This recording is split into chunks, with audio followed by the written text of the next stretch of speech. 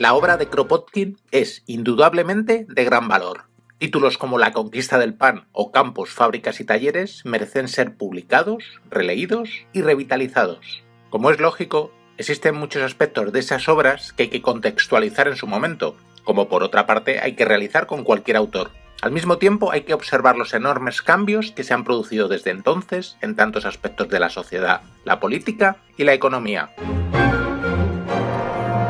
Uno de los aspectos más valiosos del pensamiento y la obra de Kropotkin son sus valores, plenamente reivindicables en un mundo que, a pesar de sus cambios, sigue teniendo los mismos problemas para los que los viejos anarquistas buscaban soluciones. Desgraciadamente, Kropotkin no llegó a concluir su monumental obra Ética. Ya era muy mayor y las pobres fuerzas, la escasa ayuda técnica y lo colosal de la tarea impidieron que terminara el trabajo. Al morir, en 1921, solo dejó acabado el primer volumen, el cual consistía en un análisis del desarrollo del pensamiento ético, junto a sus propias conclusiones.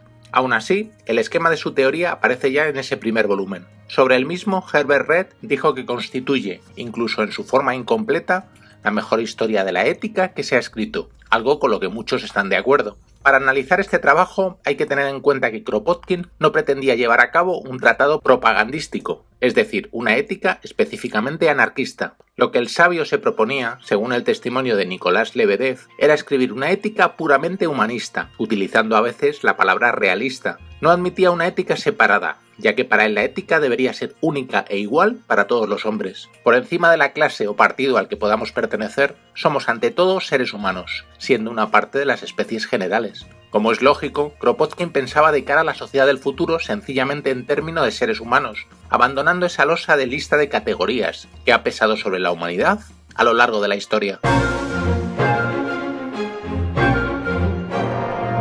La tarea de Kropotkin se esforzó en establecer un sistema ético al margen de lo sobrenatural o de lo metafísico, una moral preocupada por una función real que se ocupe del comportamiento entre los hombres. Habría que descender la ética de los trascendentes mundos a los que la filosofía la había destinado y llevarla a ocupar un sitio entre las ciencias. La noción de apoyo mutuo, establecida por una generosidad que debería trascender la mera igualdad, tiene que aplicarse a todas las relaciones humanas. En palabras del propio Kropotkin, sin equidad no hay justicia, y sin justicia no hay moral. Por supuesto, la simple equidad no basta, y debe existir también ese factor de entrega voluntaria para sustentar la fraternidad que persiguen los auténticos sistemas éticos. No es el anarquista ruso un hombre que se contente con las buenas intenciones. Realiza una exhaustiva labor de investigación para buscar la fuente y el desarrollo de dicha concepción. Así, realiza un extenso análisis de todos los sistemas éticos del pasado, estudia el nacimiento de la moral en el mundo animal, que denomina, como ya es sabido, apoyo mutuo, y su ampliación al mundo del hombre primitivo.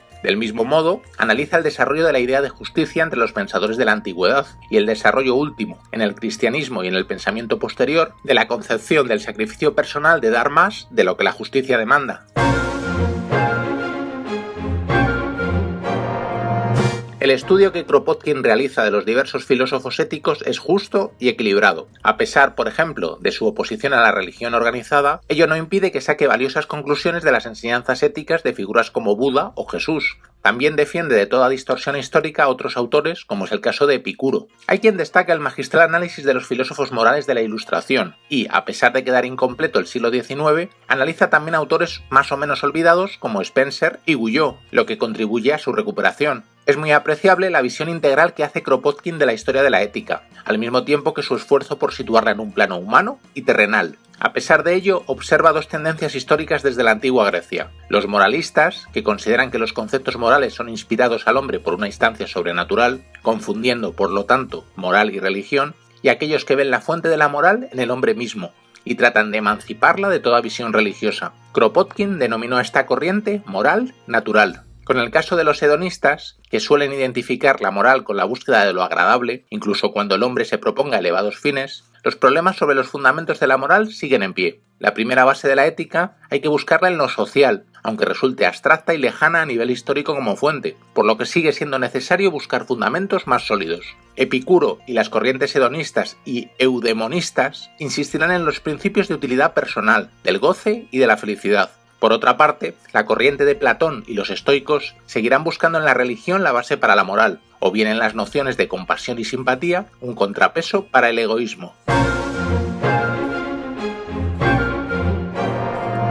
Kropotkin negaba una visión meramente utilitarista, ya que si así fuera la vida social hubiera sido imposible. El hombre es capaz de justificar los hechos más abyectos, a los que conducen sus instintos y sus pasiones. El caso más obvio es la justificación de una guerra, muchas veces en nombre del bien de la humanidad. El gran esfuerzo está en encontrar un freno a las pasiones humanas, como pueden ser la aversión ante el engaño o el sentido de la igualdad. La ética para Kropotkin no puede conformarse con la respuesta de que el engaño o la injusticia conducen simplemente hacia la pérdida. Debe también explicar por qué llevan a la decadencia humana. Aquí se vinculan los malos actos con la humillación, la degradación y el pensamiento injusto. Es posible que la visión de Kropotkin roce la trascendencia, al no reducir la consciencia moral a la educación, a las costumbres, a la imposición social o los mandamientos religiosos, pero son grandes preguntas que contribuyen también a un mayor horizonte para la moral. Incluso, algo muy interesante, esa visión que identifica la moral con la coacción social, política o religiosa, ha llevado a la negación de autores como Stirner, que Kropotkin observa como una negación superficial. Y por mucho que nos guste Stirner en tantos aspectos, no podemos dejar de darle algo de razón al anarquista ruso. Kropotkin lanza la siguiente propuesta: si las costumbres tienen su origen en la historia del desarrollo de la humanidad, entonces la conciencia moral, como procuraré demostrarlo, tiene su origen en una causa mucho más profunda, la consciencia de la igualdad de derechos, que se desarrolla fisiológicamente en el hombre, así como en los animales sociales.